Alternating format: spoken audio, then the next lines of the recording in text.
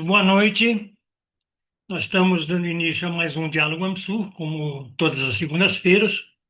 Os Diálogos AMSUR são desenvolvidos sempre pelo Instituto Sul-Americano para a Cooperação e a Gestão Estratégica de Políticas Públicas e tem a parceria do Fórum 21 e do portal Rede de Estação Democracia, que são retransmissores das nossas atividades.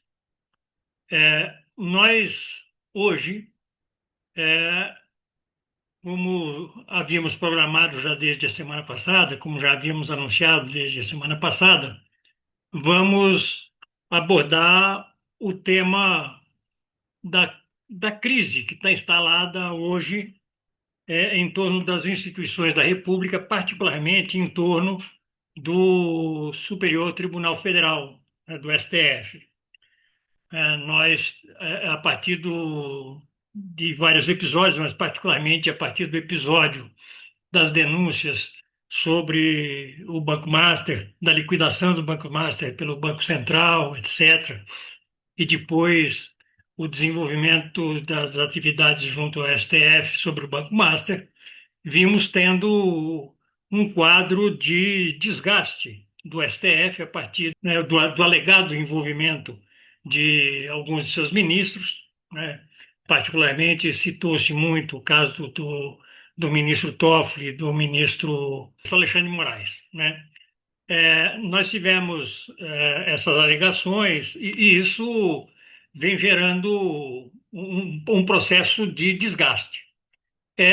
O desgaste em si, na verdade, ele tem lógica política, né? Uma lógica política que é complexa, porque esses processos de aproximação de personagens do mercado financeiro, mas não apenas do mercado financeiro, os personagens que dependem muito de decisões, de decisões dos órgãos de governo nas três esferas, praticam processos de tráfico de influência, né? O que está acontecendo no caso do Banco Master não é nem um pouco diferente do que está acontecendo com o caso Epstein, né, nos Estados Unidos, né? Num caso você está falando de tráfico sexual, no outro caso você está falando de tráfico de influência, mas no fundo, é um jogo de tráfico de influência ou de busca de tráfico de influência.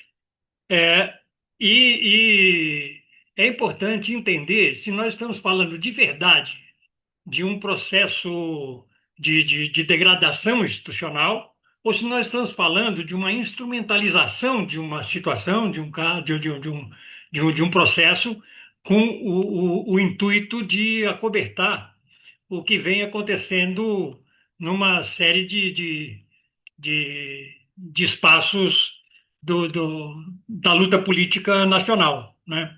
Nós vamos avançar nessa discussão hoje contando com algumas contribuições, né? E nós teremos aqui hoje conosco o professor Pedro Serrano, Pedro Estevam Serrano. O Pedro é jurista e advogado, é professor de Direito Constitucional e Teoria Geral de Direito da Pontifícia Universidade Católica de São Paulo e é um analista do quadro judicial, né, das grandes esferas do quadro judicial brasileiro, já de longuíssima data, né? E teremos conosco também o Alfredo Atier Júnior. O Atier é jurista e filósofo, é desembargador junto ao Tribunal de Justiça de São Paulo, é professor e pesquisador da Escola Paulista da Magistratura e é titular da cadeira Santiago Dantas e também presidente da Academia Paulista de Direito. Eu vou, para darmos início aos trabalhos, solicitar às pessoas que nos assistem pelo YouTube que se inscrevam em nosso canal, o canal Instituto Ansur, que também deixem o seu like para que a gente amplifique a penetração do nosso canal. E vou solicitar para dar as boas-vindas aos nossos convidados que faça a abertura dos trabalhos o Vicente Trevas. Vicente Trevas é o presidente do Instituto Ansur. Vicente, com você, por favor. Obrigado, Granado.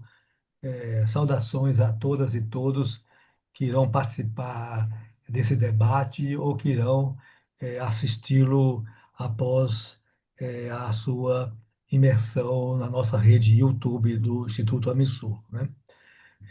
Primeiro, um agradecimento aos nossos dois expositores dessa noite, né? Nós estamos diante de duas pessoas importantes para a cultura política brasileira, dois homens públicos assim relevantes, o Pedro Serrano e o Alfredo Atier, que foram apresentados pelo Granado, né?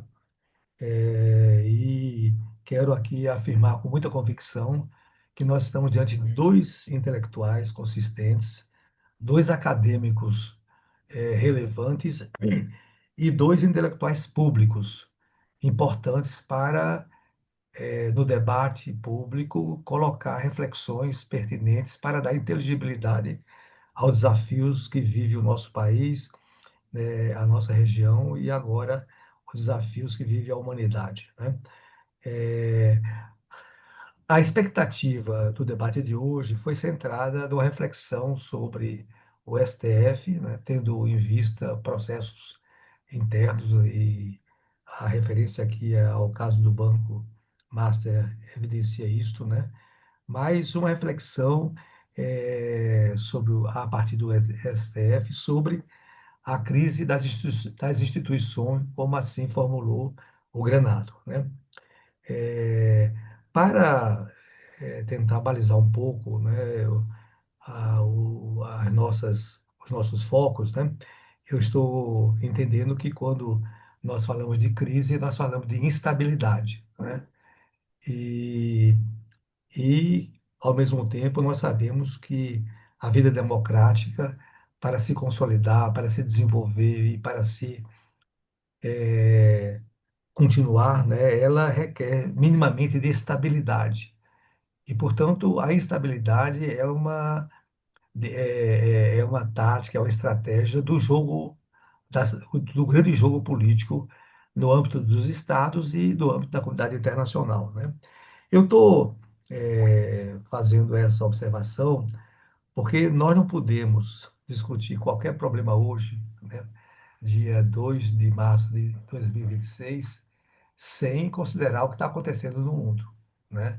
Principalmente em regiões da semiperiferia ou da periferia do capitalismo, onde o externo foi sempre uma variável estruturante da dinâmica interna, né? Portanto, nós teremos de também considerar possíveis efeitos, né, do que está em curso sobre o tema de hoje, né? E aqui há também algumas considerações. Está muito claro que há uma dinâmica imperial buscando desestabilizar regimes e governos, né? E aqui, claro que há uma nuance entre essas duas estratégias de desestabilizar regime e desestabilizar governos, mas isso é uma agenda que está posta. E uma abordagem muito perigosa, que é a abordagem militar, é a abordagem da força, né? E com certas metodologias assim testadas e reproduzidas. Uma delas é a eliminação das lideranças políticas, né? E nós sabemos que o nosso STF ele foi objeto de sanção imperial, né? E nós sabemos que o nosso país está numa zona geopolítica muito vulnerável, se entende, a essa dinâmica dos Estados Unidos, né? Então, e também pensar, e é uma indagação que faço aos nossos expositores, como o próprio Supremo seria convocado a lidar com essa conjuntura maior, quando, na verdade, a nação imperial tenta, inclusive, transformar o seu judiciário, tendo competência sobre os territórios de outras nações, de outros países, né? E, portanto, nós estamos diante, de um quadro importante, e de uma dinâmica política complexa, ou seja, porque certamente sobre o STF, sobre as instituições do Estado brasileiro, tanto a dinâmica interna nacional, no momento de sucessão presidencial, no contexto de um país fortemente polarizado, quanto os acontecimentos em curso, tudo isso certamente irão construir aí uma problemática ou uma conjuntura de grande complexidade. Então, e esperamos e certamente teremos resultados positivos, que as reflexões do Pedro Serrano e do Alfredo Atier possam esclarecer e iluminar essas questões que estão rondando o nosso país, a nossa região e a nossa comunidade internacional. Granada é com você. Obrigado, Vicente. Bom, então, já partindo direto para a nossa atividade, eu solicito que o Pedro Serrano já dê início à sua exposição. Pedro, com você, por favor. Muito obrigado, Granada. Obrigado, Trevas. Obrigado, Atiê. Obrigado a todo mundo que está aqui. É um prazer, uma honra imensa estar com vocês aqui para debater esse tema, né? Eu vou tomar a liberdade de hoje fazer um pouco diferente do que eu costumo fazer. Geralmente eu fico no meu galho, né? Eu não costumo me meter em galho dos outros. Então eu fico no campo da teoria do direito constitucional, da teoria do Estado. Eu fico por aí não é que eu acerto mais nesse campo, mas pelo menos tem mais tempo de erro nesse território do que nos outros, né? Mas hoje eu vou, por causa de preocupação, angústia minha mesmo, assim, e eu tenho pouco ambiente de confiança aqui nesse aqui para poder desenvolver certas ideias, assim, menos rigorosas que eu tenho em mim, né? Então, eu vou falar um pouco da teoria da ação política, ou do plano da ação política, não da teoria. Quer dizer, o que eu acho que está rolando no Brasil hoje e o que me preocupa. E sem muita preocupação, de poupar os nossos erros, né? Eu acho que é o momento que a gente tem tempo ainda de olhar para os nossos erros, procurar corrigi-los. Mas o primeiro é uma questão geral que há no mundo, né? A extrema-direita global tem, os senhores sabem melhor que eu, tem muitas diferenças entre si. A extrema-direita europeia é diferente da norte-americana e ambas são diferentes da nossa, né? Cada uma tem certos valores e modos de comportamento. É um fenômeno muito complexo, né? Inclusive dentro da. Já falar, por exemplo, um conceito extrema-direita brasileira ou extrema-direita europeia já é generalização. Você tem frações, você tem agrupamentos que pensam diferentes. Muita gente que apoia a extrema-direita no Brasil não é de extrema-direita. A gente tem que enxergar isso, né? Conservadorismo não é extremismo, né? Conservadorismo, a característica do extremismo de direita é o reacionarismo. Reacionário, para mim, é um conceito diferente de conservador, né? Mas com tudo isso, existem certas coisas em comum. E uma delas, o ataque ao judiciário, em todos os lugares. Não há distinção nesse aspecto. Alguns lugares é pior, né? A Turquia, se eu não me engano, foram mais de 2.000 juízes afastados, muitos presos, né? Outros lugares né, Israel tentou desfuncionalizar a sua Suprema Corte, não conseguiu no primeiro momento, a guerra acabou encobrindo, a guerra, não, o conflito lá com os palestinos acabou encobrindo essa questão, mas é uma realidade. O Trump foi o primeiro presidente dos Estados Unidos advertido publicamente pelo presidente da Suprema Corte de que parasse de atacar o judiciário, como ele vinha fazendo, né? Ou seja, em intensidades diferentes, não há exceção. A extrema-direita ataca o judiciário e a jurisdição. Não para destruí-los, porque é impossível destruí-los, para substituí-los por um judiciário mais servil aos seus interesses e ao seu ponto de vista. É uma operação feita de outra forma, muito semelhante ao que houve na ascensão do nazismo. A existência de um sistema judicial é essencial para a reprodução do capitalismo.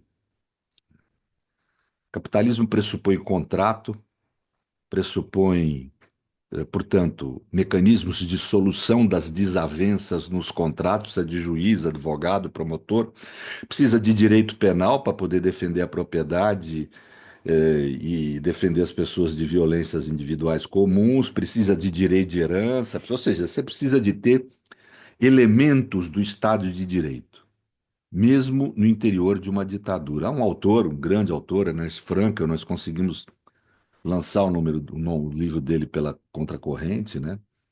O Valim aí impulsionou isso e está publicado em português. Aliás, já ouvi de algumas pessoas que debatem o tema. Eu trouxe Ernest Funk para o pós lá da PUC faz muitos anos já, né? O tempo que não era traduzido. E muitas pessoas que eu dialogo no ambiente norte-americano e europeu me falam que conhecem português, leram aqui essa tradução brasileira e ficaram impressionados com com a versão que a Contracorrente soltou, é uma versão muito completa, muito ambientes das duas grandes publicações que o livro teve, e tal. Mas a essência do que eu estou dizendo que tem relação com esse livro, ele mostra claramente, a partir da ditadura nazista, e muito interessante que ele escreveu just in time, enquanto aquilo ocorria, né?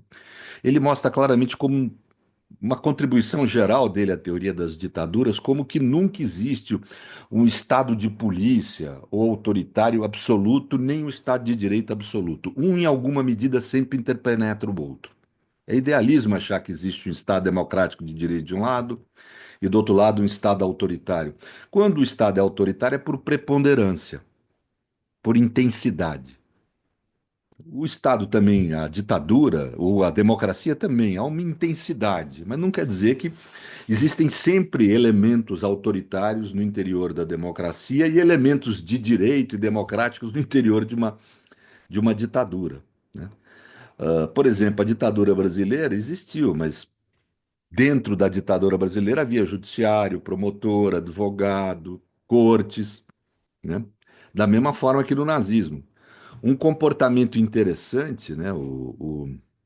Esse autor, Ernest Franco, ele foi advogado. Ele era advogado de esquerda, do importante Sindicato dos Metalúrgicos Alemães, né? Mas como ele era judeu, mas foi preservado no primeiro momento do nazismo. Os judeus que lutaram na Primeira Guerra Mundial foram preservados, então ele pôde preservar a licença dele. Ele preservou de 33 até 38. 38 caçaram todo mundo, ele teve que fugir da Alemanha.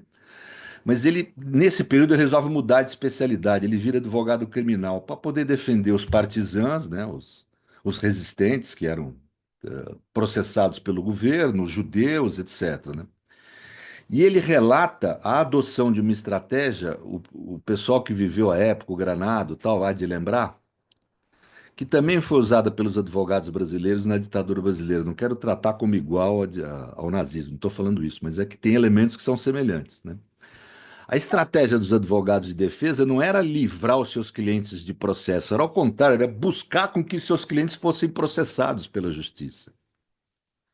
Porque ao sujeito ser processado pela justiça militar brasileira, pelo menos vivo ele ficava.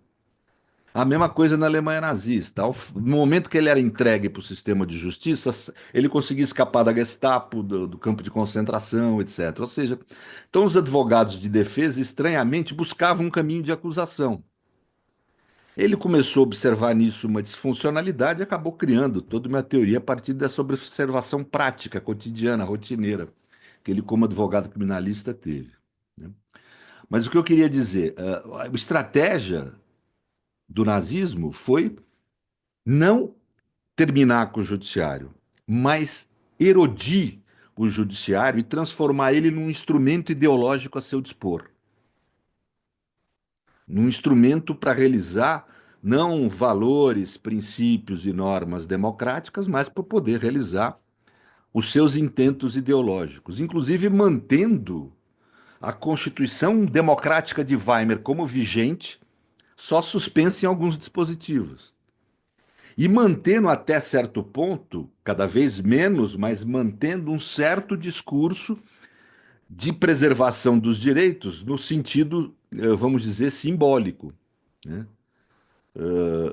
No sentido do significante, divorciando esses direitos do seu significado, se apropriando dos conceitos jurídicos, etc., aproximando esses conceitos de valores morais, metafísicos, servis à sua ideologia, né? A ideia, por exemplo, de substituir a norma penal como performadora do crime pelo conceito de consciência moral do povo alemão, né?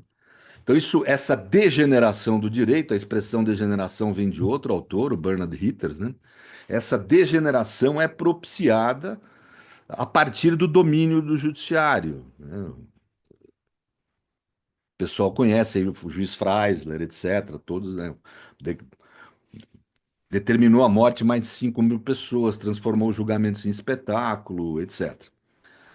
Mas, de qualquer forma, isso não é novo na extrema-direita. Portanto, a ideia de você degenerar o direito e esvaziar de sentido o judiciário, dominando, né? Então, aqui no Brasil, nós não estamos num momento diferente nesse aspecto. Agora, o que temos é peculiaridades e características nossas. E aí eu não quero ocupar muito tempo, eu queria ouvir um pouco as pessoas, Adriano.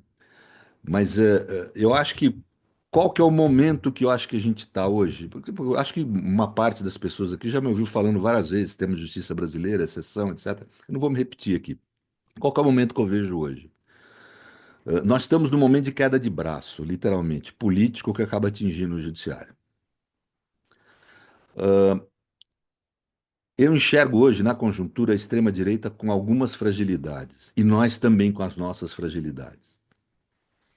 Eu enxergo claramente a extrema-direita com algumas deficiências. Até pouco tempo atrás, alguns meses atrás, o Lula despontava como franco favorito.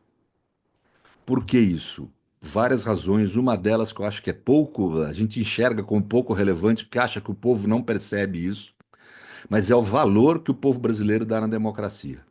Isso eu não estou falando em abstrato. Pesquisas importantes, né? Tem mostrado isso, pesquisas de opinião pública, com fatos, detalhes, né? O Latino Barômetro, por exemplo, e vários outros institutos de pesquisa têm demonstrado que a América Latina é uma exceção no chamado mundo ocidental e suas adjacências, né? Enquanto no primeiro mundo há uma descrença na democracia e uma desvalorização na democracia, aqui na América Latina não. A democracia está num momento ultravalorizado. Aliás, se há um aspecto que, mesmo a vitória da extrema-direita em vários países não fragilizou, é a crença da população na democracia. O processo de, vamos dizer, de criminalização e de aplicação de sanções em razão do 8 de janeiro teve alto impacto na nossa população, a meu ver, né, por causa desse aspecto. Começou a colar na figura dos bolsonaros a ideia de que eles são antidemocráticos. Eu sei que para nós é evidente que eles são antidemocráticos, mas essa não é uma evidência para a maioria da população brasileira, né?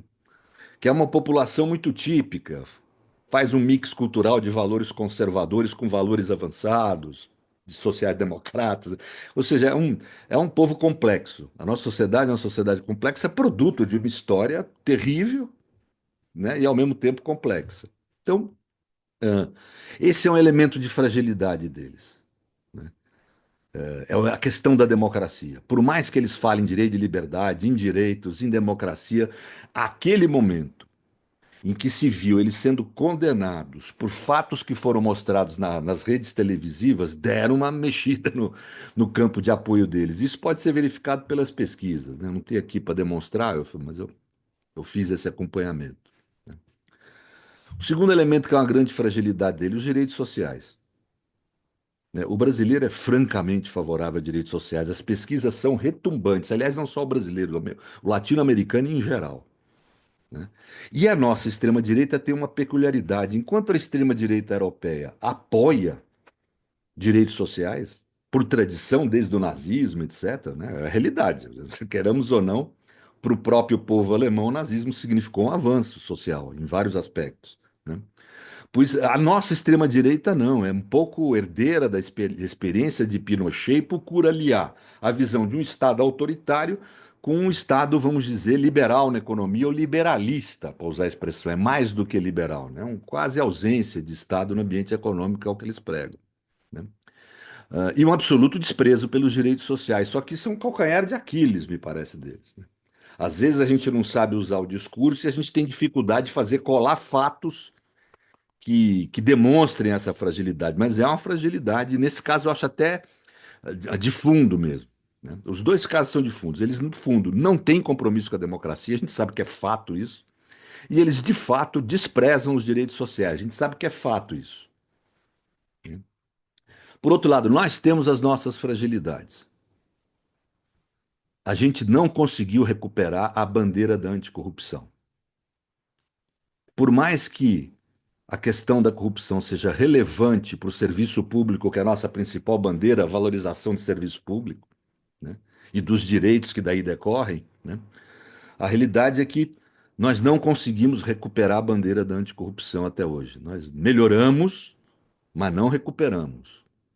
E eu queria insistir nisso. Acho que isso é um elemento relevante para os progressistas refletirem agora e no futuro. O segundo aspecto, a questão da segurança pública, me parece outro fator relevante. Como eu falei, a reação do sistema de justiça ao crime cometido de tentativa de golpe no Brasil foi eficiente, racional, certeiro e, obviamente, repercutiu, como tudo repercute na vida política. Nós soubemos dar andamento nesse discurso no território da política, pelo menos num primeiro momento, e fizemos acender, vamos dizer, esse tipo de chama na sociedade, manifestações públicas, etc. O problema é que a reação da extrema-direita foi muito bem constituída, nós temos que reconhecer isso. Eles acertaram o discurso. Eles passaram a continuar a atacar o STF, como eles já vinham fazendo, só que antes eles atacavam o STF como se fosse uma defesa do golpe. Então era um ataque mais frágil. Eles acertaram o discurso, eles passaram a atacar o STF e o Judiciário pelo que o STF e o Judiciário têm nas suas mazelas, grudando o ataque ao STF num discurso anticorrupção falso, moralista, impreciso, injusto em alguma medida, mas que tem sua dimensão de verdade. A forma de remuneração dos juízes é uma forma, não estou nem dizendo no conteúdo do que eles ganham, mas é uma forma inadequada, né? Existem dúvidas quanto a se foi adequado ou não o ministro Toffoli continuar na relatoria do caso do Master, né?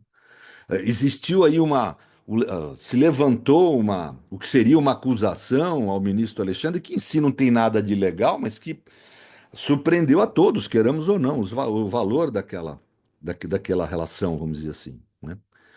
A resposta que o STF poderia ter dado de imediato e, a meu ver, acalmado esse debate, ele não deu até agora, que seria a aprovação do Código de Ética. Os argumentos me preocupa muito que os argumentos encontraram o Código de Ética são muito frágeis. Ah, nós estamos num ambiente de crise. Alemanha, Estados Unidos, todos os países que aprovaram o Código de Ética de suas Supremas Cortes o fizeram em momento de crise. A crise chama esse tipo de coisa. Segundo, mas não precisa, porque a nossa legislação já é muito rígida e detalhista. Não é verdade. A gente sabe que existe uma série de comportamentos que não são ilegais, mas são indesejáveis de um juiz ou um magistrado ter, né?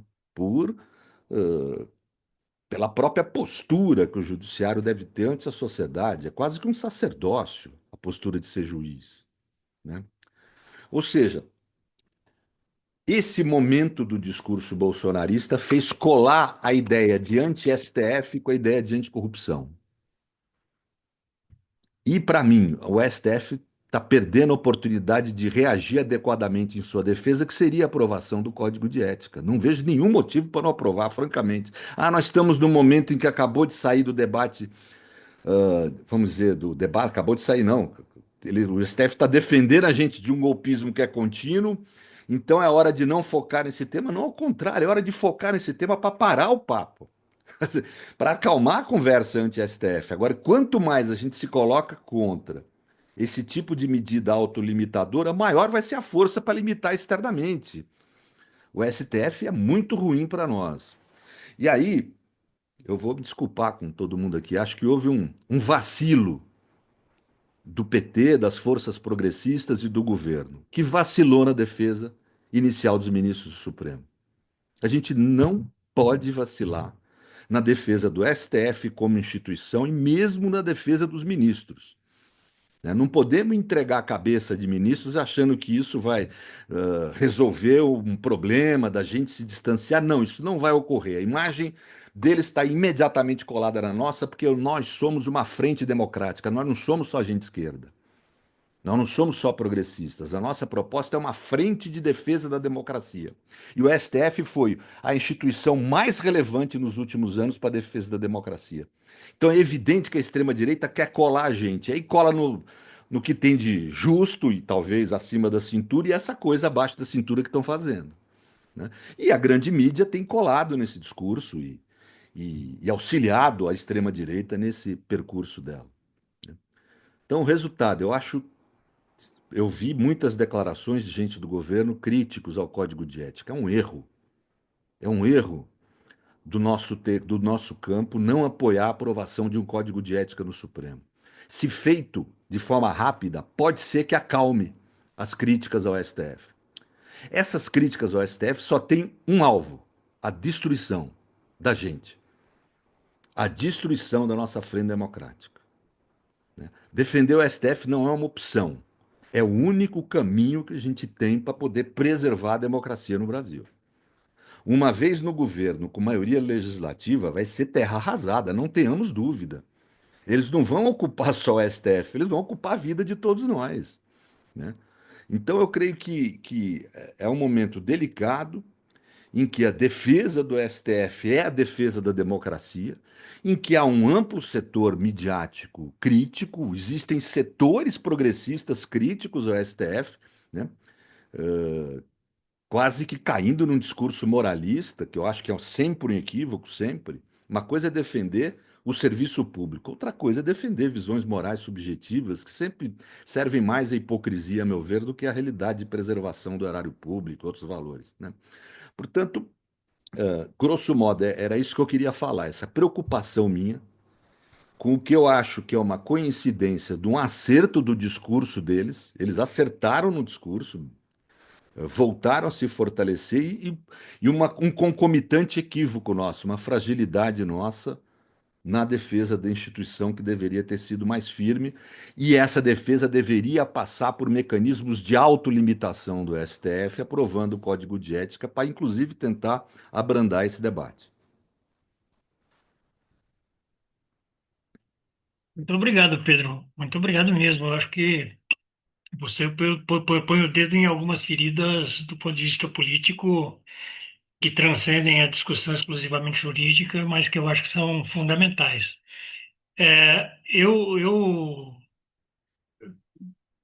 Como vai ter que liberar o Pedro dentro de pouco tempo, né? Eu pergunto se a gente poderia abrir um rápido debate com ele, inclusive abrindo para a possibilidade do próprio Atier, né, em vez de esperar lá para frente, fazer alguma colocação agora só para debater com o Pedro, né, mas abrir para as pessoas rapidamente e poder devolver ao Pedro antes de ele sair.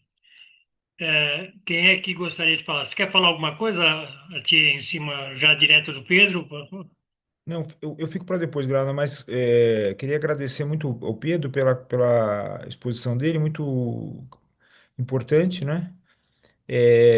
Tenho algumas, claro, algumas divergências, né? Mas o ponto fundamental, assim, de convergência com o Pedro é essa defesa que nós temos de fazer. Eu tenho feito isso, né? O Pedro, eu acho que tem acompanhado, assim, muito clara, tanto do STF quanto dos ministros, né? Eu acho isso fundamental porque a gente está defendendo uma instituição que vai é, continuar importante nesse processo, inclusive eleitoral agora desse ano. A figura do Supremo é fundamental, inclusive porque o TSE vai ter problemas, né? E a gente não vai poder contar tanto assim com o TSE, com o Tribunal Superior Eleitoral, como a gente tem que contar com o Supremo. Então, nesse aspecto, concordo plenamente, eu acho que está corretíssimo, né? Mas depois eu falo outras coisas, tem uma outra divergência, mas, claro, natural, né? Vicente, você quer fazer algum comentário? Sim, Granado, ao Pedro, né? Pedro, explicite melhor, ou pelo menos explicite os conteúdos desse código de ética que sinalizariam, né? Quer dizer, vamos supor, um avanço, vamos supor, ético do próprio, da própria dinâmica do conselho, né? E também você falou que poria limites a alguns procedimentos, né? Porque, veja, eu acho que a necessária e importante defesa do STF tem de estar no bojo de um grande processo de ir dando consistência às instituições da República e do Estado Democrático, né? Então, porque também isso daria argumento para o nosso debate nos nossos âmbitos, né? Sobre a importância da defesa, mas é uma defesa que também é sinalizadora de mudanças, né? Então, eu queria te ouvir um pouco a esse respeito, né? Bem, primeiro, existem condutas que não são ilícitas, não são ilegais, mas que eu acho que ministros não devem adotar, não só ministros. Tanto que eu não sou a favor de um código de ética para o STF. Acho que tem que ter um código de ética para o STJ, para os tribunais de justiça, até porque fica um dos erros dessa discussão. Assim, eu vi hoje, por exemplo, uma contribuição que aquele jornal Estado de São Paulo deu num programa televisivo dele, é uma péssima contribuição, porque ele atribui ao STF uma série de mazelas que, no fundo, são do sistema de justiça como um todo. Aliás, eu diria para você que, em vários aspectos, o STF é o tribunal que melhor se comporta. Os outros são muito piores. Então, depende do tema, obviamente, né? Por exemplo, observação dos direitos. Tem tribunais aí que são câmaras de gás, como a turma chama. Quer dizer, que no plano do direito penal, tem uma visão absolutamente autoritária, com todo, vamos dizer, o avanço normativo que a Constituição trouxe e a pauta de direitos, né? Agora, o código de ética não é para tratar disso. O código de ética é para tratar de comportamentos que se considerem inadequados a um juiz, mesmo sendo lícito. Então, eu vou te dar exemplos aqui. Eu não sei se cabe aqui, se não estou perdendo muito tempo de vocês, mas, por exemplo, eu advogo por um jornalista que é meu amigo há muitos anos, né? A gente diverge em algumas coisas no próprio território da análise do que ele trata, mas é o Breno Altman. E é porque ele está desenvolvendo uma crítica aí ao sionismo. Eu, pessoalmente, não, francamente, sou a favor da existência do Estado de Israel. A gente pode debater isso outra hora. Embora, obviamente, muito crítico ao que o governo israelense fez aí de tragédia humana nesse negócio de Gaza. Mas, de qualquer forma, eu estou defendendo o direito de livre expressão dele, é coisa que eu faço com muita honra. Não só porque tenho muito afeto por ele, mas porque, e muita admiração, mas porque é o correto, né? É bem importante que o ponto de vista dele chegue às pessoas. Aí tem uma entidade que defende o governo de Israel, acho que o nome é CONIB. Ela convidou lá um ministro do STF que foi, desembargadores, juízes, para irem visitar Israel. Vicente, o que um juiz tem que fazer em Israel? Ele é de algum tribunal internacional? Ele lida com direito internacional? É evidente que não. Agora, por outro lado, essa entidade tem muitos processos no judiciário, inclusive contra o meu cliente. Quer dizer, e vai lá e leva. Não estou dizendo que tem nada de errado nisso, nem nada de ilícito. Seria impossível provar se tivesse algo de errado. Mas é um tipo de conduta de agrado que eu acho inadequado um juiz ou ministro aceitar. Certos eventos, todo mundo aqui, pelo menos dos que eu conheço, participam rotineiramente, o ATIE, etc., de eventos acadêmicos. Mas quando que você tem evento acadêmico em hotel de primeira classe, restaurante fechado, eventos bancados por empresas com evidentes interesses no judiciário? Para que isso? Sinceramente, nesse momento que o judiciário está sob ataque, é um tipo de vacilo que joga água no moinho da extrema-direita. É preciso conter esse tipo de comportamento. Estou dando alguns exemplos aqui, são vários. Vamos ser aqui objetivo. É que se a gente não vê com objetividade, nós vamos perder a eleição. Né? Quer dizer, se a gente tem alguma chance de ganhar essa eleição, corrigindo alguns problemas. Eu acho que é o momento ideal para se soltar um código de ética. Erra a parcela progressista que fala que não. Erro. Né? As pessoas não são cegas. As pessoas estão vendo o que acontece. Então, portanto, é esse tipo de conduta que eu acho que um código de ética serve para isso, para pôr limite mesmo. Né? Por isso é que ele trata a respeito. O Código de Ética trata a respeito desse tipo de conduta, como um amigo aqui falou, a amiga Mirna, né, essa ideia da moral e não do ilegal. Quer dizer, moral no sentido amplo da expressão, né? São comportamentos inadequados mesmo. Não seria nunca um comportamento inadequado para qualquer um de nós aqui. Se qualquer, acho que ninguém vai ser, mas se algum aqui for convidado para dar uma palestra num hotel de primeiríssima classe, lá em algum país da Europa, para falar sobre direito brasileiro, sobre sociologia brasileira, vá, né? Claro, não tem problema nenhum. Para nós, não dá diferença nenhuma. Agora, um ministro, um sujeito que exerce uma função pública no judiciário, é um evento financiado direto ou indiretamente por empresas privadas com interesse no judiciário, isso é um equívoco. Não tem o que falar. Não é por moralismo, é porque é um equívoco de imagem. O judiciário deve atuar no exercício do poder político com juízos de justiça. É a grande diferença dele da política como disputa de poder, me parece. Ora, juízos de justiça, eles não precisam apenas serem justos, eles precisam passar a imagem da justiça. Queira ou não, o elemento simbólico no judiciário é fundamental. Você vai na Inglaterra, os caras usam peruca branca. Quer dizer, você tem mecanismos de contenção.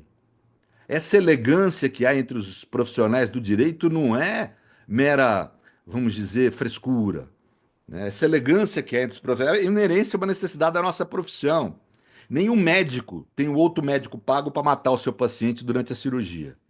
Nenhum engenheiro tem algum engenheiro pago para poder ir lá e destruir a obra. Nós temos um colega nosso, às vezes amigo, pago pela outra parte para tentar afetar, destruir o nosso trabalho, vamos dizer assim, ou o direito que a gente está querendo defender, né?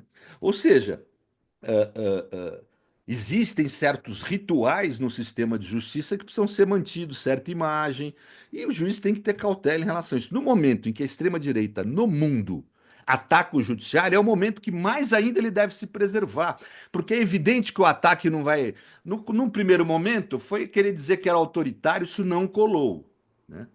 Mas na hora que chega no moral, na hora que chega nesse tipo de discurso, cola. E é preciso uma reação rápida, me parece. Entendeu? Então, o que eu estou falando é um sentimento, talvez eu esteja errado, eu não, né? Mas é a impressão que me dá. Desculpa, Responder uma desculpa. questão que eu achei interessante da Mirna.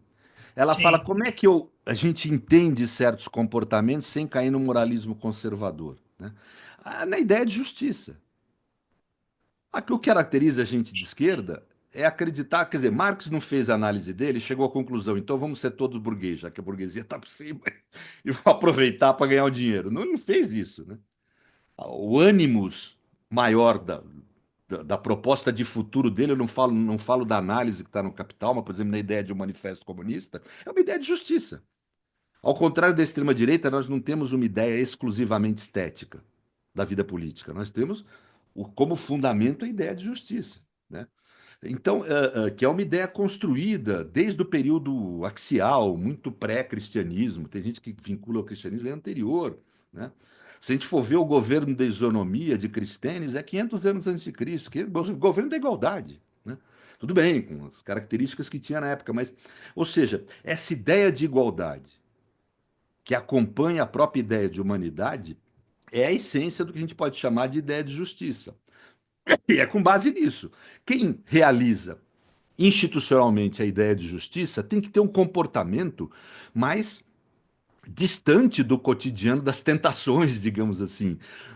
Tem que ter um comportamento mais conservador, não no aspecto da vida privada dele, mas no aspecto institucional, público, porque é relevante quando a gente fala que ele tem que formular juízo de justiça. Primeiro, que ele observe o que estava desde a época do período axial, a ideia do político como público, algo diferente do privado. Portanto, um ministro ou juiz, quando emite um julgamento, realiza algo que vai além dele, ele realiza uma vontade institucional e não uma mera vontade individual, privada, né? Isso é muito antigo na humanidade, esse debate, né? Ele, portanto, tem que ter a imagem de quem se preocupa com o público, com o simbólico que a polis e a política têm, a vida pública. Polis e política eu falo aqui no sentido mais amplo da palavra, né? E essa preocupação com o simbólico ele tem que ter no comportamento dele. Se for um sujeito que não está disposto a este tipo de contenção, não seja juiz. É uma exigência da função. Não dá para você ter um terapeuta que seja indiscreto em relação ao que ouve de seus clientes. Não dá para você ter um piloto de avião que, de repente, naquele dia ele não está muito satisfeito, ele vai decolar o avião de um jeito mais desligado. Não dá. É inerência de cada função. Um magistrado não pode vacilar nesse aspecto. E nós estamos vacilando muito, e isso abre. Não estou dizendo que ninguém ali é desonesto, nada, mas isso abre uma porteira de críticas que não, que esse momento é muito ruim de tê-las, porque a gente está sob ataque. Eu falo nós, assim, todo mundo que. Todos os democratas estão sendo atacados junto com os judiciários do mundo, né? Então, é um momento que a gente tem que cuidar do judiciário, e uma das melhores formas de cuidar é evitar que ele faça erros bobos, às vezes, que acabam prejudicando a imagem da jurisdição.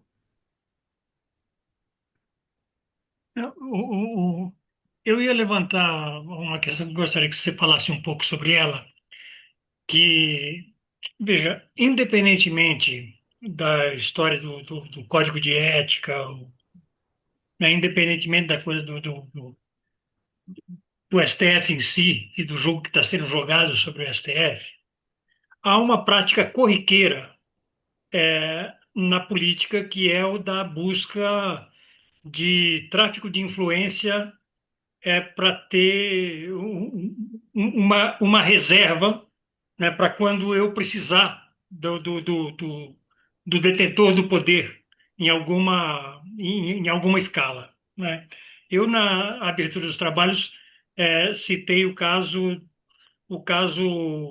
nos Estados Unidos, o caso Epstein, né? Eu acho que o caso Epstein é típico, só que usando um instrumento que era o tráfico de meninas, né?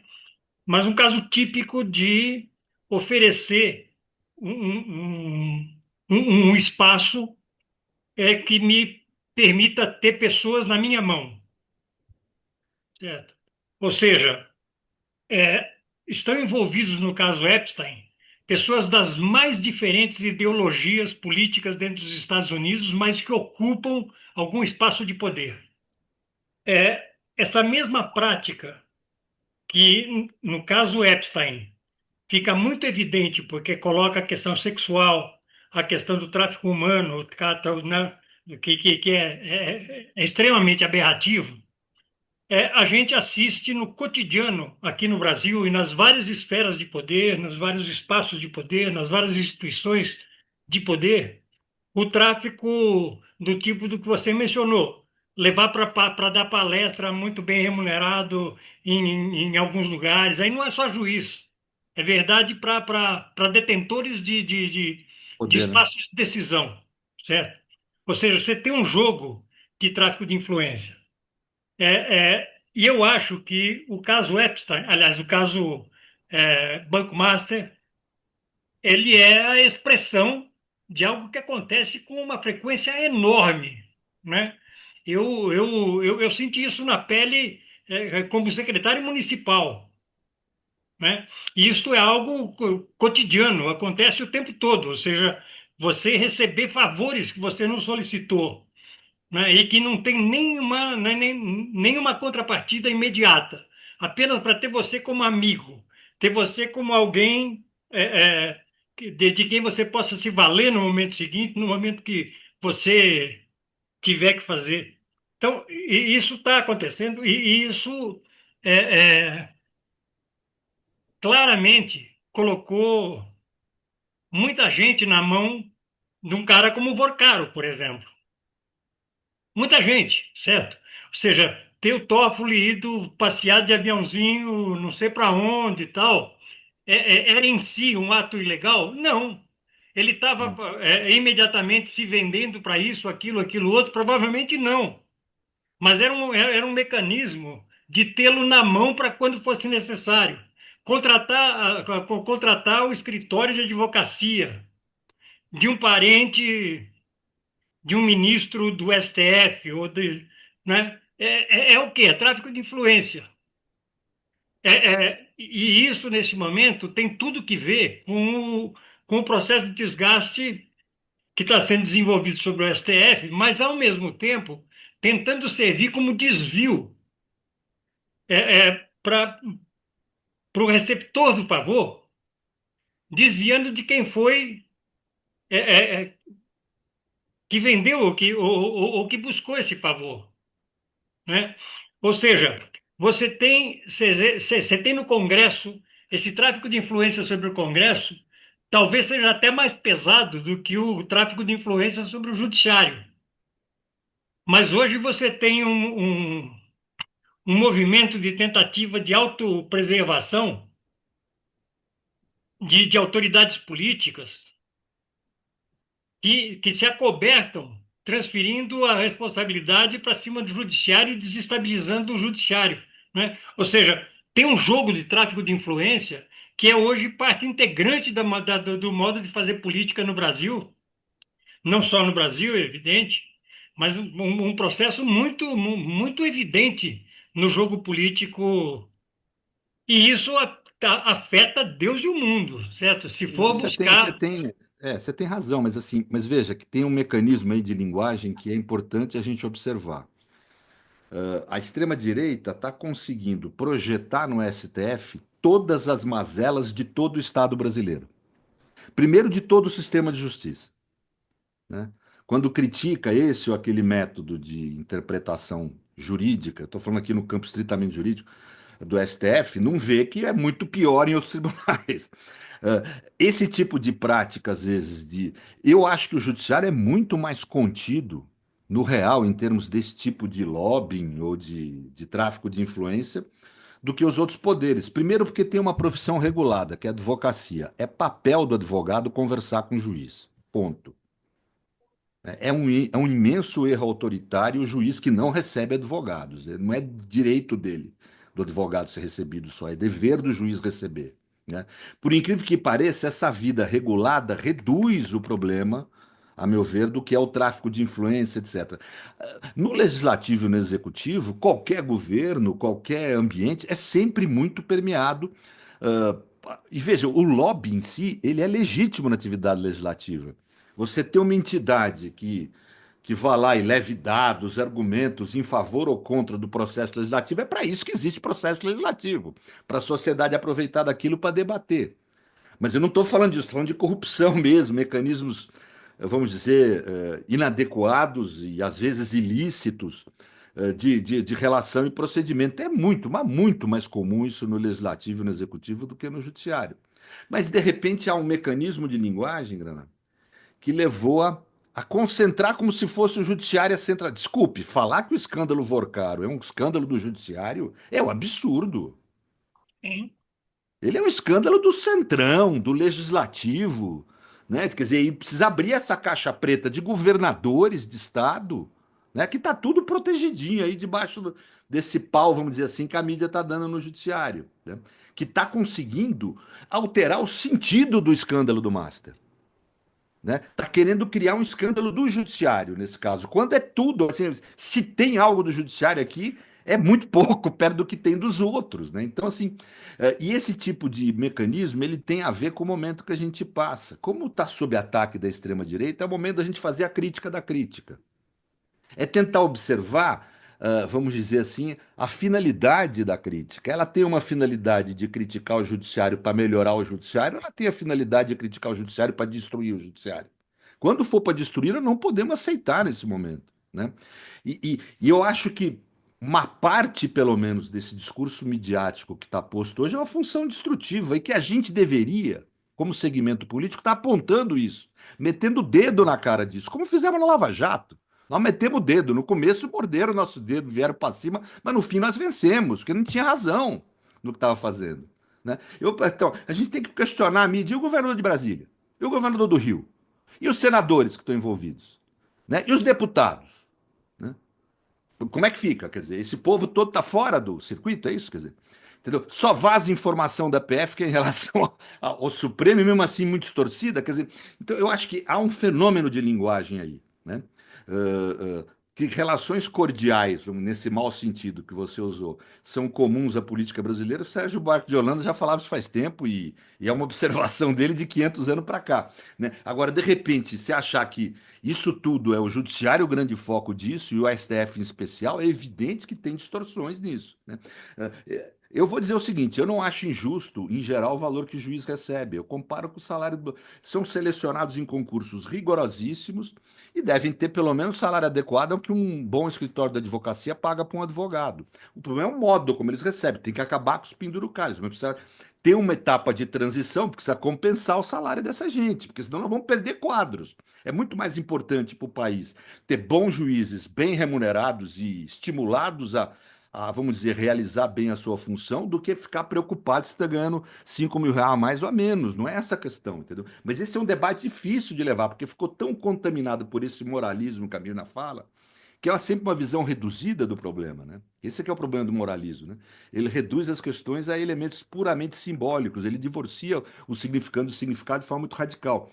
Então, eu creio que realmente essas coisas precisam ser acertadas, mas Me preocupa muito esse movimento de linguagem, é nesse sentido que eu acho que eu e o Atier provavelmente concordamos, de que tem que fazer a defesa da instituição, inclusive porque é justo fazer isso.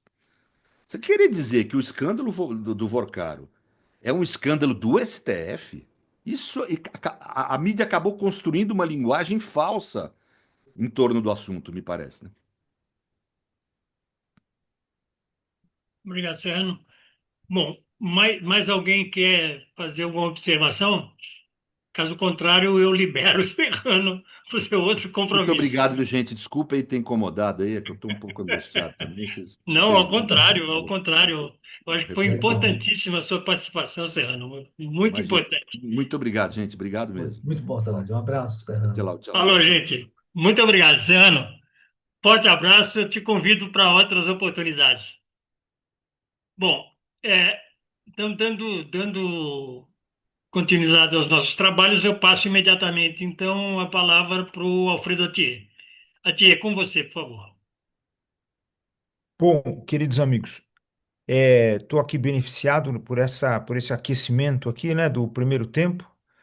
E se o árbitro ou a árbitra não atrapalharem o jogo, né, a gente consegue agora levar um segundo tempo é, com bastante coragem aqui para enfrentar esse problema que eu acho que é um problema bastante sério e diz respeito a questões fundamentais aqui para o futuro da política e brasileira e internacional, né?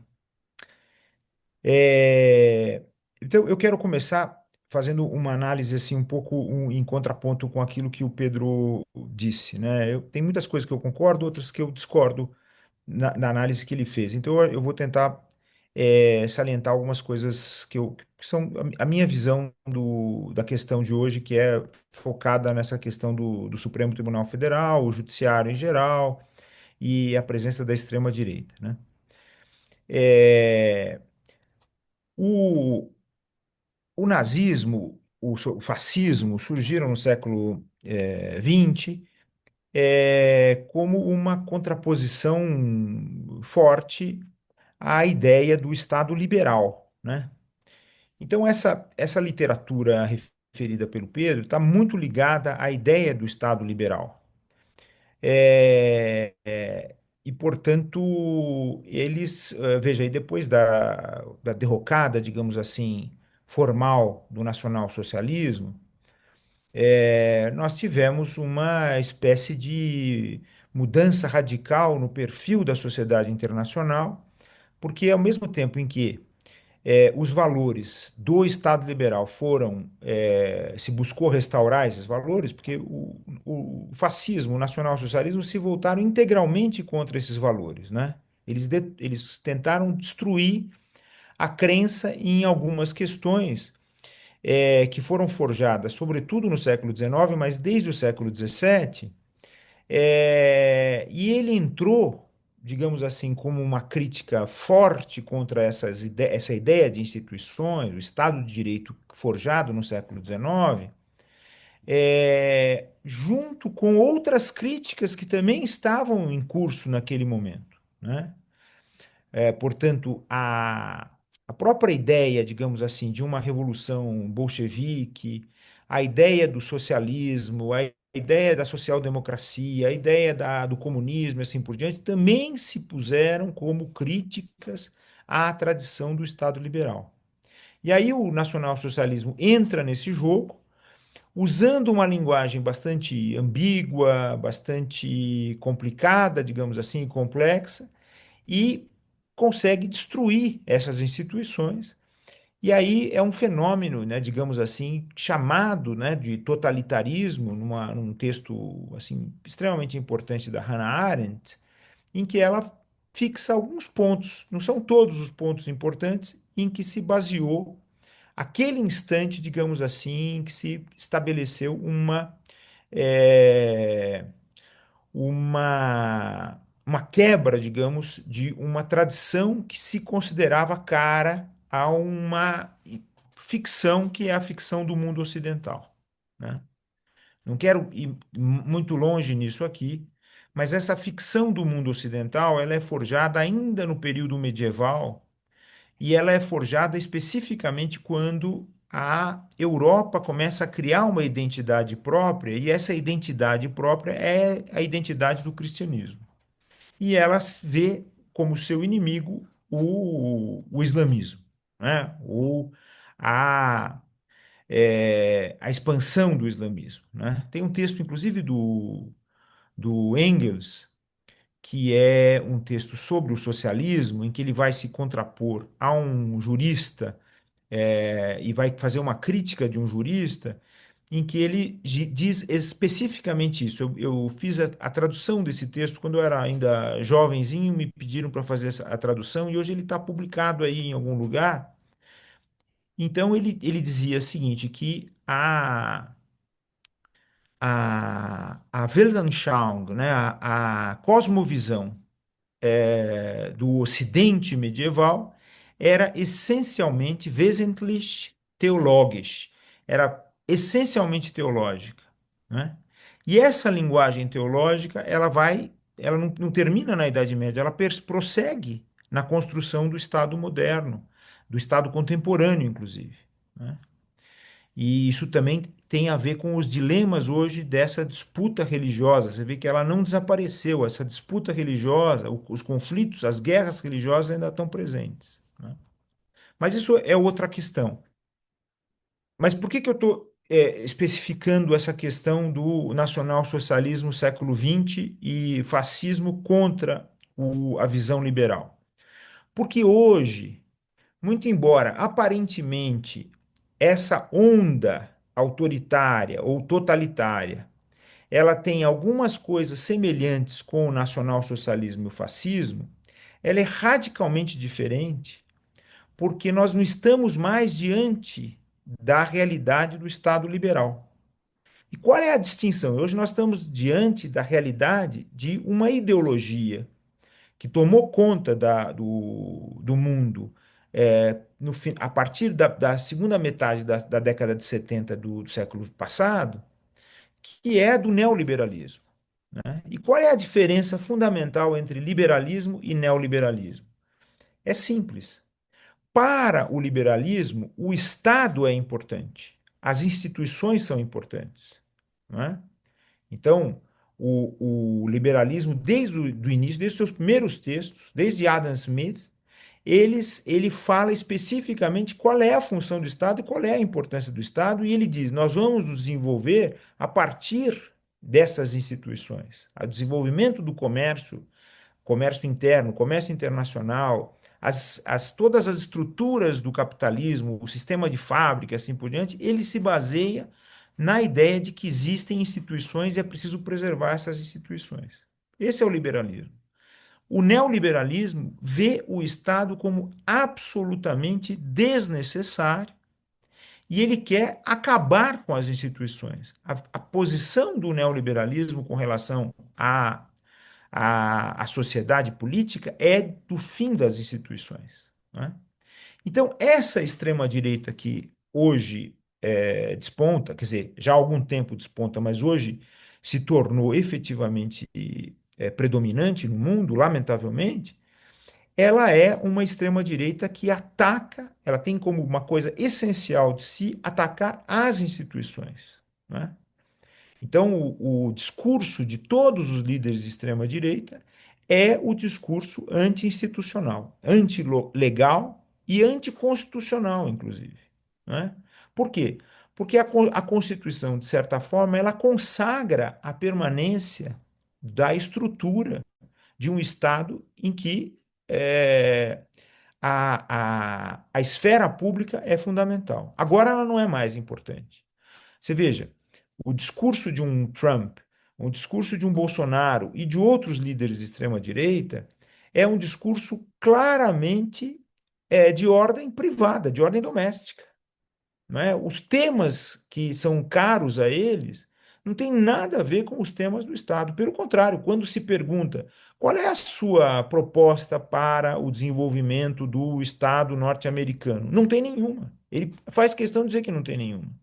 As propostas são de ordem privada, as propostas são de ordem do dinheiro, do simples dinheiro. Não é à toa que os Estados Unidos elegem um governante que é simples e tão somente um empreendedor imobiliário e vê o mundo como um empreendimento imobiliário. Ele quer comprar ou se assenhorear de territórios, é isso. Ele quer. Eu quero a Groenlândia, eu quero o Canadá, eu quero a Venezuela, eu quero o Irã, eu quero. Ele é um homem que enxerga o mundo do ponto de vista privado. Então, ele é um homem que leva à frente uma tarefa que é essencialmente anti-institucional. Essa diferença é muito importante, ela precisa ser salientada, né?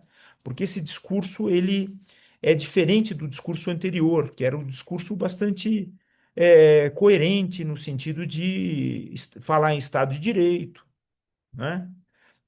O Estado de Direito, o que que é? É o Estado das normas, o Estado legal.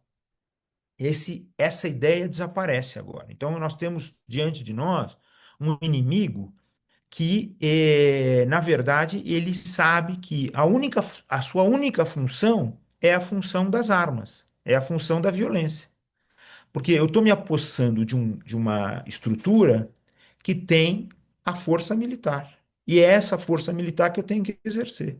Não é à toa que no Brasil, muito mais fraco do ponto de vista da sua estrutura das Forças Armadas, claro, mas que ainda preserva a mesma ideologia que vem da nossa última ditadura civil-militar, não é? Não foi enfrentada, nem o Supremo enfrentou. Vocês vejam, quando o Supremo condenou os líderes do golpe, o golpe de Estado, tentativa de golpe de Estado, ele afastou é,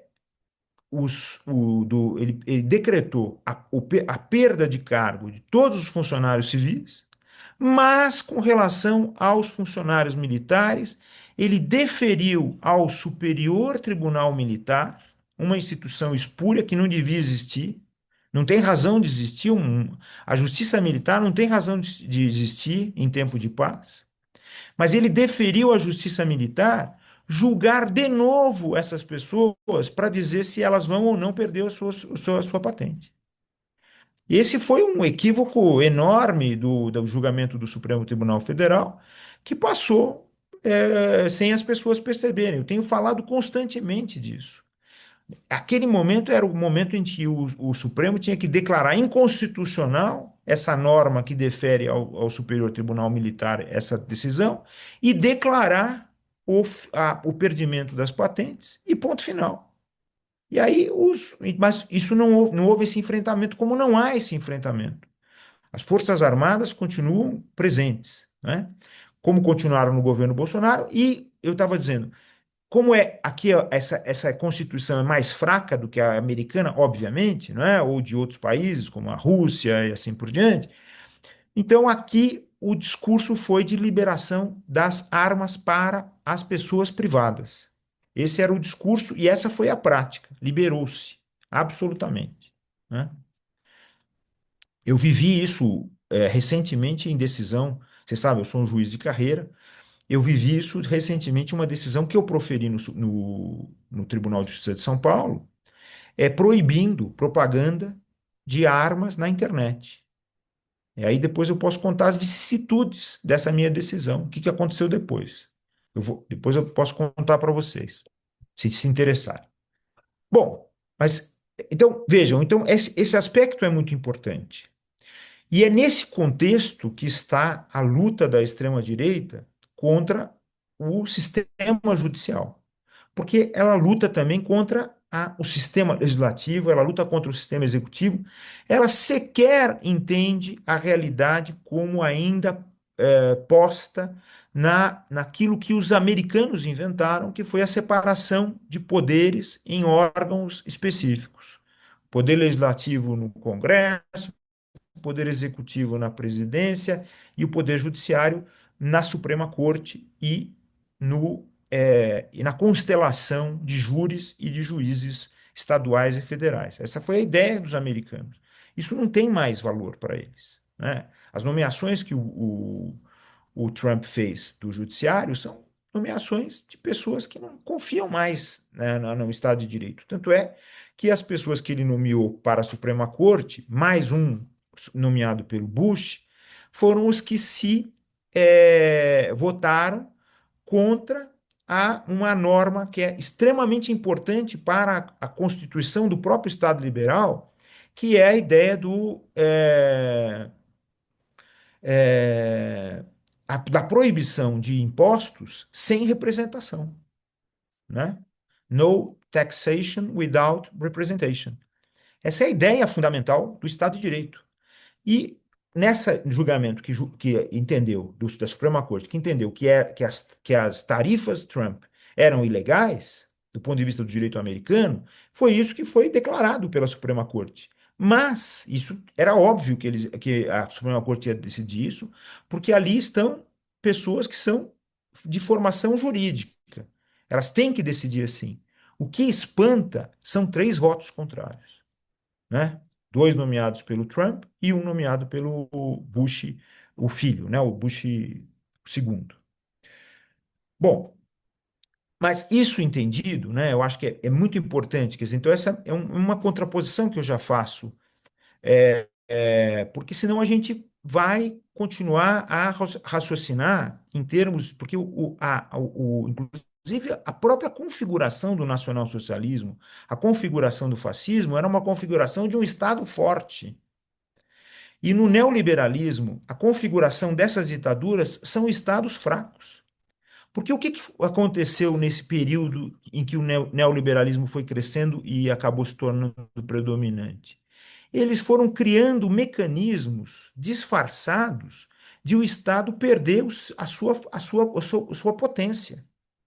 As privatizações, as parcerias, tudo isso foram modos de afastar do Estado a renúncia de impostos. Tudo isso foram o equilíbrio fiscal, não é? O teto de gastos. Tudo isso foram mecanismos que foram criados efetivamente para que o Estado se tornasse fraco. Hoje, o Estado perde, ele não tem mais condições financeiras de empreender o desenvolvimento. Ele abandonou isso. E a mesma coisa está acontecendo aqui no Brasil. Não acabou. Depois da derrota de Bolsonaro pela coalizão democrática, isso não acabou, porque os governadores estão fazendo isso, o Congresso está fazendo isso. Então, isso permanece. Veja aqui no estado de São Paulo, por exemplo, o que está acontecendo com relação aos serviços públicos, não é? A privatização. Não é? Na verdade, é isso. E aí o governante ele só tem o quê? Ele só tem o poder militar. E aí você tem, ao mesmo tempo, a exacerbação da violência. É a mesma coisa. Do ponto de vista das Forças Armadas é uma coisa, e do ponto de vista da segurança pública é a mesma coisa. Nos Estados Unidos está assim. Vejam o que está acontecendo lá com relação a essas milícias armadas, não é? do governo Trump, que estão sob o pretexto de atacar imigrantes, eles estão atacando os governos que são contrários a ele. É isso, né? E aqui a mesma coisa está acontecendo, né? A exacerbação da violência e assim por diante. Bom, mas vamos tentar voltar a situar o Supremo nessa situação. O Supremo Tribunal Federal, ele é, como o judiciário brasileiro, né? Ele é passível de inúmeras críticas. Isso é evidente, porque ele é passível de críticas tanto do ponto de vista da sua formação, quanto do ponto de vista da sua configuração atual, presente, né? Ele melhorou em vários aspectos, um pouco, mas ele preserva muito da sua vinculação com a ordem oligárquica brasileira, né? Essa vinculação, eu digo o seguinte, ela começa no século XIX, quando há a primeira institucionalização do Poder Judiciário brasileiro no Segundo Reinado, quando o Estado brasileiro ele consegue criar um judiciário fundado numa ilegalidade que era a ilegalidade do tráfico negreiro, tráfico de escravos. O tráfico de escravos era ilegal no Brasil, se tornou ilegal no Brasil desde a vinda da corte portuguesa para cá. Nos tratados assinados com a Inglaterra, de proteção do Estado brasileiro e de monopólio do comércio e assim por diante, um desses tratados referia claramente à extinção do tráfico. Mas isso não entrou em vigor jamais. Graças ao quê? Graças ao poder judiciário que se criou no Brasil. Então ele foi fundado numa ilegalidade, né? Todas essas figuras nobres do judiciário que a gente vê, os juristas nobres, os textos que foram escritos até o presente, lamentavelmente, estão vinculados a isso, né? Mas tem outros aspectos terríveis. Eu até disse num texto claramente o seguinte: não é que os juízes e as juízas façam parte da elite brasileira. Não. A escolha é feita em pessoas que são simpáticas ao projeto das elites brasileiras. Sempre. Né? E uma outra pessoa escapa disso. E em momentos precisos, graças a figuras importantes também. Né? Eu elogio muito a minha banca de concurso lá atrás, não vou dizer de quando é de ontem, mas eu elogio muito pela capacidade que eles tiveram de enxergar a capacidade de mudança de algumas pessoas e aprovarem essas pessoas para o judiciário, né?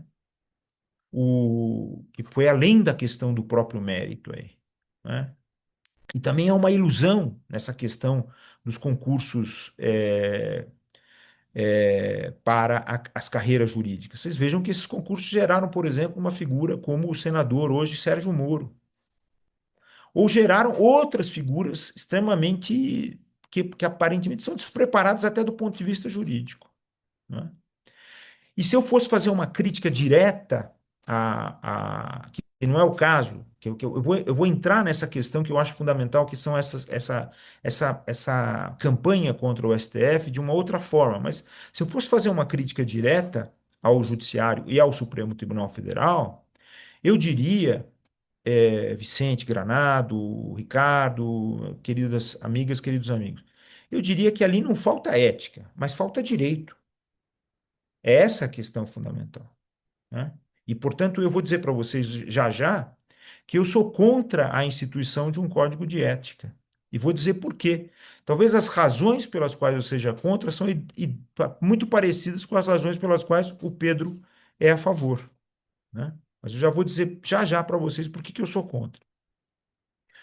Muito bem. Mas, e há críticas que a gente pode fazer, por exemplo, quando se fala, se fala em atividades que não são acadêmicas, são falsamente acadêmicas, que geram eventos de brasileiros em cidades do exterior, com altos gastos, com altas mordomias, com alta honorária paga a magistrados e a magistradas,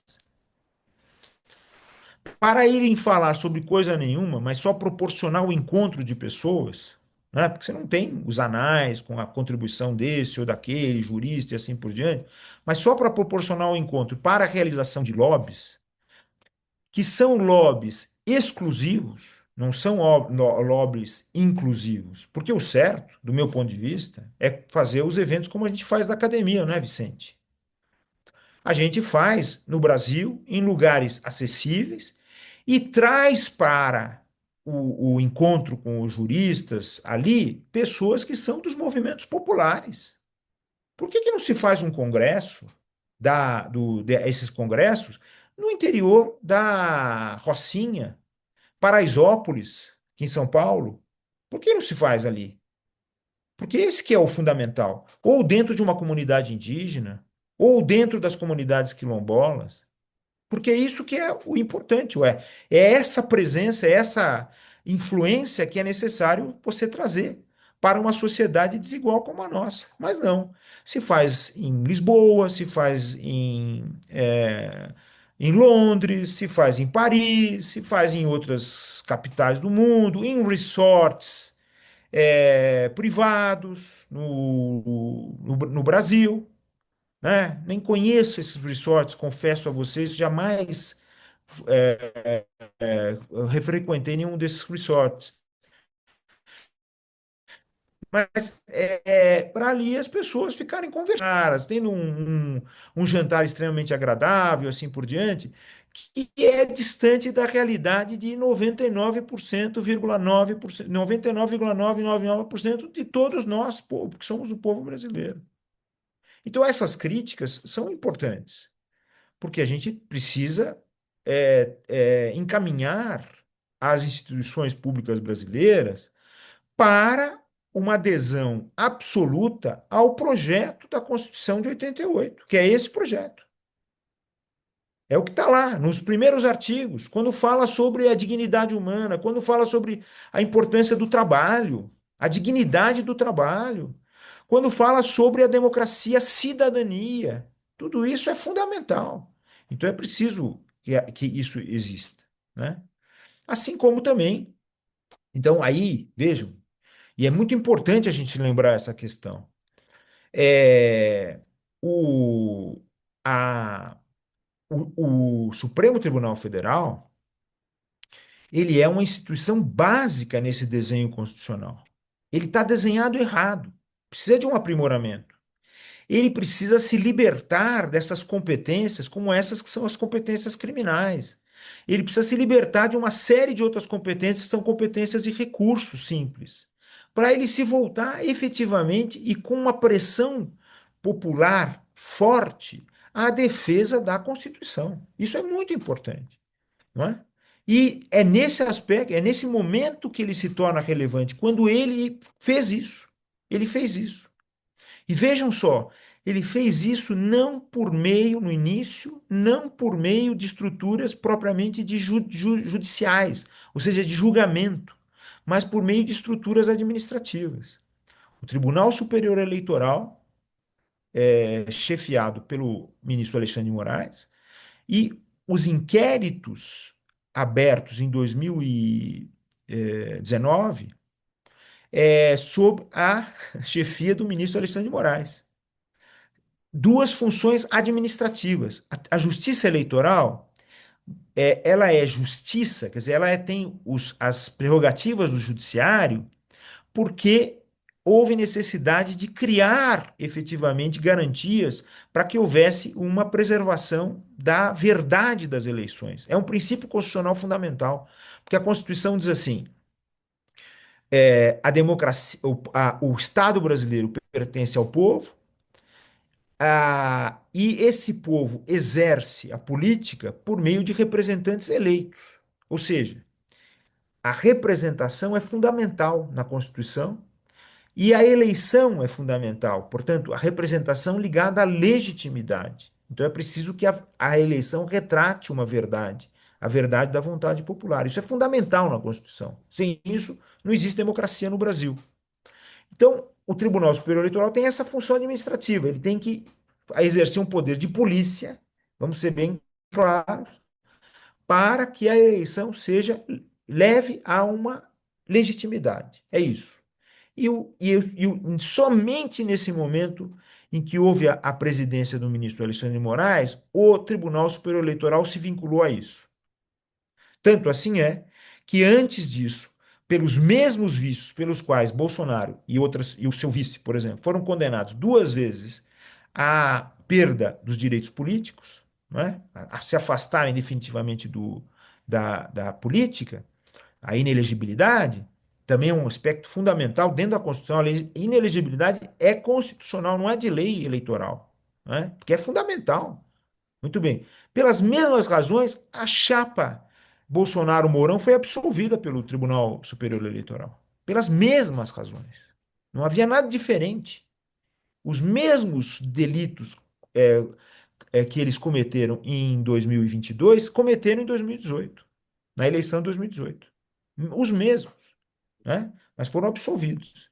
Então vocês vejam que aí há uma questão que também é muito delicada, né, que a gente precisa lutar para aprimorar, porque a gente não pode admitir essas duas visões diferentes. Por que que elas ocorreram?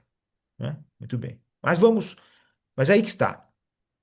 O Supremo, nesse momento, ele aderiu efetivamente, e naquele momento o Tribunal Superior Eleitoral, como eu disse agora há pouco, esse Tribunal Superior Eleitoral nosso, na próxima eleição, será um problema, e não vai ser a solução, né? Assim como os erros cometidos, lamentavelmente, a gente tem que confessar isso aqui, pelo ministro Toffoli, que o obrigaram a se declarar, a se afastar do processo, sem a declaração de suspeição, um equívoco também, um outro equívoco sério, né? Levaram esse processo a ser presidido pelo ministro nomeado pelo condenado criminoso Jair Bolsonaro, né? E isso também é uma questão séria. Isso também é uma questão de consequências sérias, né? Daí que, veja, nós todos aqui sabemos que o Master, que é um pequeno banco, ele é apenas um microcosmo de uma realidade que é a do capitalismo financeiro, que exerce um lobby extraordinário e ainda facilitado pelo fato de, desde lá 2004, né, a emenda 45, nós termos tido essa centralização absoluta da administração do judiciário e a centralização da resolução dos conflitos no STJ, o Superior Tribunal de Justiça, o Conselho Nacional de Justiça e os conselhos nacionais de Justiça Federal, de Ministério Público e assim por diante. Um problema sério que se criou ali. Por quê? Porque permitiu que os lobbies se concentrassem efetivamente nessas instâncias, sem dar mais autonomia para uma explosão, digamos assim, mais democrática, de uma abertura mais democrática para os juízes singulares, para os juízes de primeiro grau, né? Então, isso foi feito propositalmente.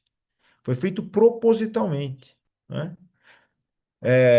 Bom, esse é um outro aspecto também importante. Mas, no caso específico do Banco Master, nós aqui sabemos, as figuras que estão mais comprometidas são de governadores que puseram dinheiro público em papéis podres, sabendo que esses papéis eram podres, em figuras que foram financiadas eleitoralmente por essas figuras ligadas ao Banco Master, que são governadores, são prefeitos, são deputados, são senadores e assim por diante. Esse é o comprometimento maior, né? Mas vejam só, há um desvio disso, né?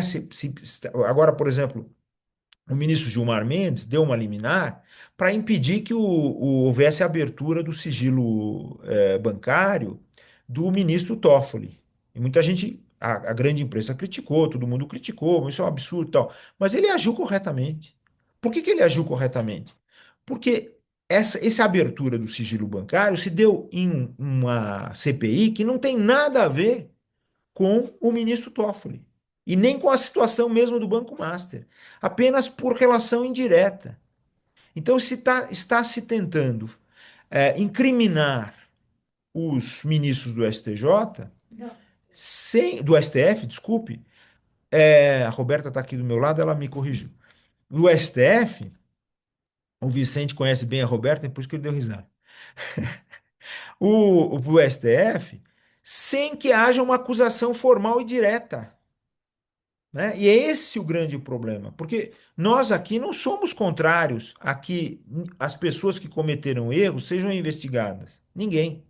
Mas é preciso que haja o devido processo legal. É preciso dizer, ó, fulano, esse daqui nós vamos investigar esse fulano por isso e esses fatos que são fatos ilegais.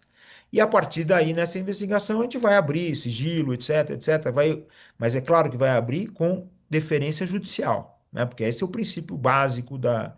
Não pode haver sigilo fiscal aberto sem ordem judicial, como aconteceu também nesses outros casos sérios aí envolvendo outros funcionários da auditoria fiscal brasileira. Mas, então precisa ter uma acusação formal, então é um processo direto. Aqui não, aqui o que está acontecendo é o mesmo processo da Lava Jato. É a construção de um monte de rumores, um monte de ruídos. Olha, isso daqui está na cara. Lembra da Lava Jato? É assim, ó, está na cara que o presidente Lula era dono daquele triplex. Tá na cara que ele era dono do sítio de Atibaia. É óbvio, ele teve lá. A mulher dele, a dona Marisa, falecida ex-primeira-dama, a dona Marisa, ela também esteve lá. Ela disse que gostaria de ter. Ele tinha uma cota de um consórcio para aquisição de um apartamento lá naquele lugar. Ah, é óbvio, então foi ele. Ele segurou a chave na mão, então o apartamento é dele, não é? Então era isso. Vai se criando ruído, ruído, ruído aqui e ali, e no final, diante da opinião pública, os fatos já ocorreram. Basta só você carimbar a condenação. Foi o que aconteceu com o presidente Lula. Ele foi condenado por rumores. Não tinha prova nenhuma. Inventaram as provas, inventaram recibos, inventaram tudo. E aqui está acontecendo exatamente a mesma coisa. É o mesmo processo do lavajatismo. É idêntico. Isso significa que tem problemas no interior das instituições ligadas ao judiciário, ao Ministério Público, à polícia, ao próprio judiciário. Por quê? Porque no lavajatismo não houve qualquer tipo de revisão e condenação das pessoas que participaram de todo aquele processo ilegal, quando devia ter havido. Tem gente que está no Senado Federal. E, veja, eu me pergunto, e o processo para impedir que ele permanecesse no Senado Federal passou pela Justiça Eleitoral e chegou até o Tribunal Superior Eleitoral. E houve um voto de absolvição, para minha surpresa. Porque, veja, a utilização abusiva de verbas estava clara. Começa com uma pseudo-candidatura à presidência e depois se transfere para uma candidatura ao Senado, que passa de um estado para o outro, não é? De um domicílio num hotel para outro estado. E assim vai. Quer dizer, então, essas questões são questões importantes. A gente tem que pensar nessas questões. Né? Então, mas é claro que, do ponto de vista do processo eleitoral que vai estar se desenrolando já há algum tempo, não é? A gente tem que caminhar pelo sentido claro da verdade, não apenas factual, mas também institucional. O Supremo Tribunal Federal está para desempenhar uma função fundamental para preservar a possibilidade de a coalizão democrática continuar no poder, porque ela está em risco, como sempre esteve. A vitória não foi plena, nós sabemos disso, foi parcial, cheia de nós a por causa inclusive desse temperamento anti-institucional da extrema direita, né, que eu referi no início, o golpismo continua presente, está no ar, é para acontecer rapidamente. Quando o presidente Trump estabeleceu as tarifas contra o Brasil, o governador de São Paulo disse que ia negociar. Tive eu que escrever um artigo que foi dar uma opinião jurídica que foi publicada por um jornalista da Folha de São Paulo, para que no dia seguinte ele voltasse atrás, porque eu disse que aquilo lá significava perda do cargo, porque ele estava querendo usurpar uma função do presidente da República. Eu que escrevi isso, falei isso, e aí isso correu rapidamente e ele então teve que voltar atrás, porque senão era isso que ia acontecer. Os governadores, esses governadores que tentaram, inclusive, criar um consórcio ilegal, anticonstitucional de segurança pública, Goiás, Rio de Janeiro, Minas Gerais, São Paulo, Rio Grande do Sul também, tentaram criar um consórcio ilegal para cuidar da segurança pública quando houve aquele crime cometido no Rio de Janeiro com 150 mortes no mínimo, não sei quantos mais, era mais gente ainda que morreu. Estou falando pouco aqui. Né? Então, esse risco do golpe está absolutamente presente. E qual é a nossa única garantia? É o Supremo Tribunal Federal ainda preservando a sua potência e a sua credibilidade. Né? Outro dia, dando uma entrevista a um jornalista do 247, ele estava me perguntando sobre esses casos também dos crimes de assédio. E eu falei, eu fiz essa defesa. Ele falou assim: puxa, mas também o pessoal não ajuda muito a gente. Por quê que a gente tem que defender? Tem que defender porque essa instituição é importante para preservar essa representação legítima da Constituição e a permanência da coalizão democrática, e também por uma razão muito simples. O ataque aos ministros do Supremo Tribunal Federal é um ataque à coalizão democrática, né? Não estão querendo apenas atingir o ministro Toffoli, o ministro Moraes, o ministro Dino, e assim vai. Eles vão continuar atacando esses ministros, né? Eles estão querendo efetivamente atingir a coalizão democrática, o cerne da coalizão democrática, né? E nesse aspecto a gente também tem que, de certa forma, defender assim firmemente a instituição, tem que defender firmemente o devido processo legal e, com isso, afastar os rumores com relação a esse ou aquele ministro, mas preservando um discurso verdadeiro. Não pode ser um discurso que gere desconfiança.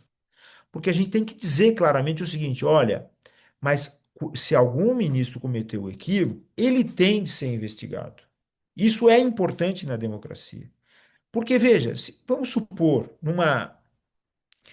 eu vou aqui exagerar retoricamente, claro, né? Mas vamos dizer que um ou outro ministro saiam do Supremo Tribunal Federal porque estão criando um embaraço à democracia, né?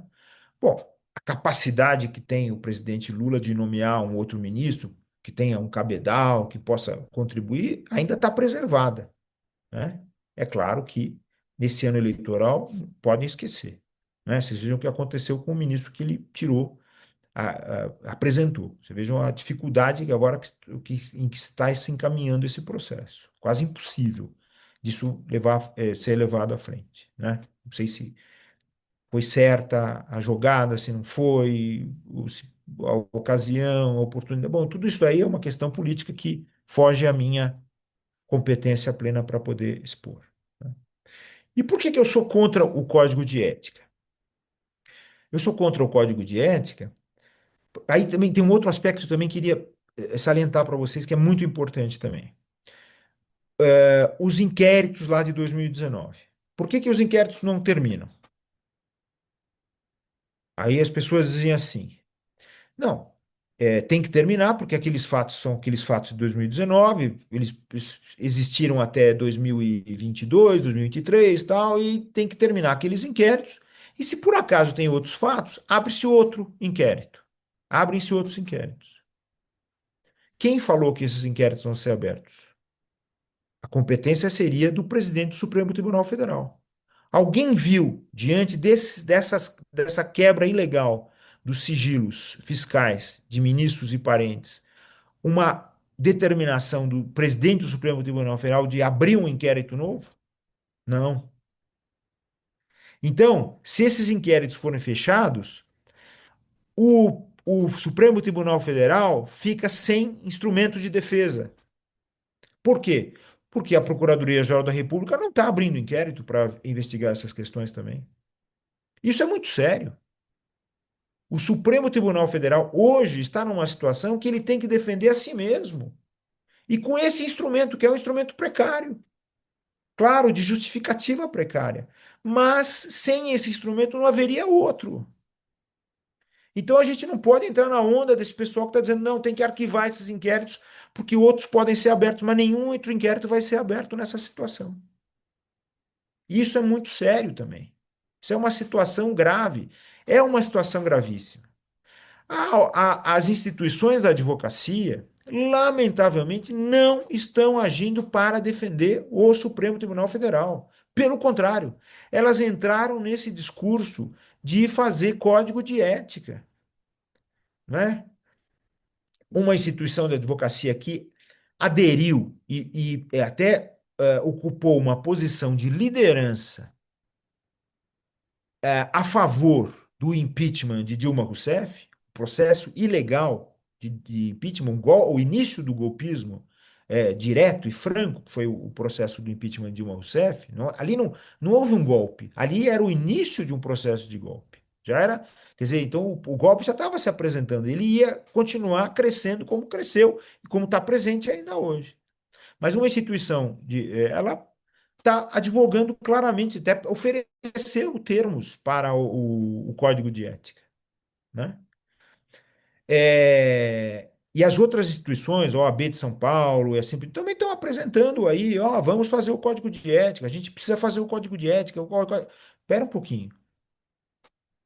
É, e aí falam sobre os exemplos da Alemanha, dos Estados Unidos.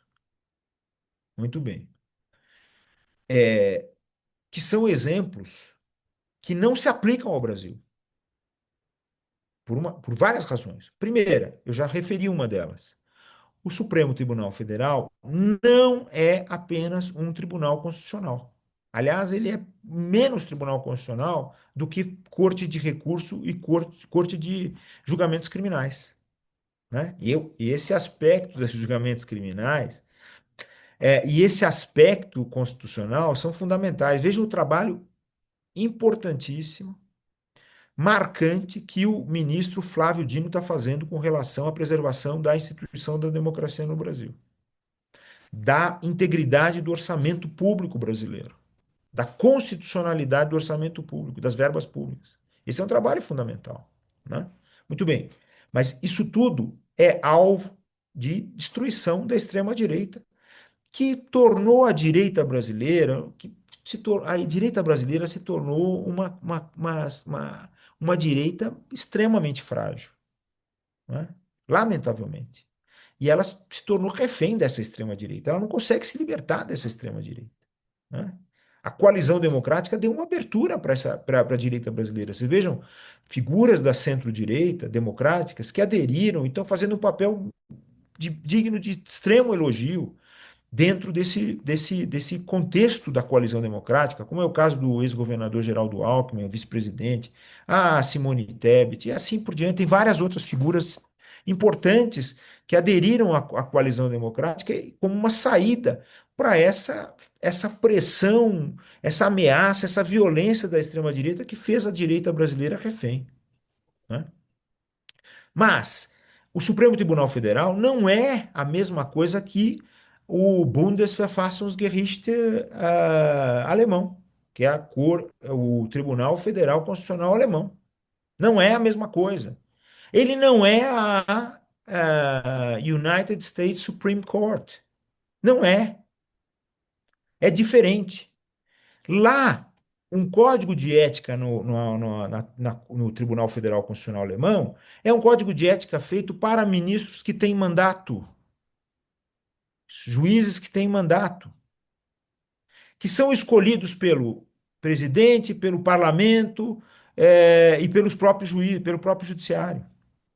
É uma corte constitucional como a Europa desenhou, aprimorando o modelo americano que está ultrapassado, não existe mais. O Brasil copiou o modelo americano e não consegue fugir dele mais. Não consegue mais fugir desse modelo. Né? E vocês vejam o que está acontecendo nos Estados Unidos com a Suprema Corte por causa da defasagem desse modelo. Os perigos que estão ocorrendo na destruição da democracia norte-americana. A Corte brasileira não tem nada a ver com a Corte alemã e nada a ver com a Corte americana. Mais do que isso, no Brasil, um código de ética não tem fundamento constitucional nem legal. Esse é um outro aspecto também sério. Um código de ética serviria como pretexto para que houvesse um crescimento da intenção de impeachment dos ministros do Supremo Tribunal Federal no Brasil. Daria o texto e o contexto e o pretexto, para ser poético, agora ficou até mais bonito. O texto, o contexto e o pretexto para a extrema-direita levar à frente os processos de impeachment. O processo contra o ministro Toffoli está por um fio. Está por um fio.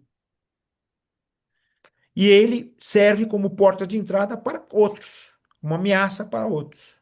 Né? Isso é muito sério, né? Porque a intenção não é a de ajudar a ética.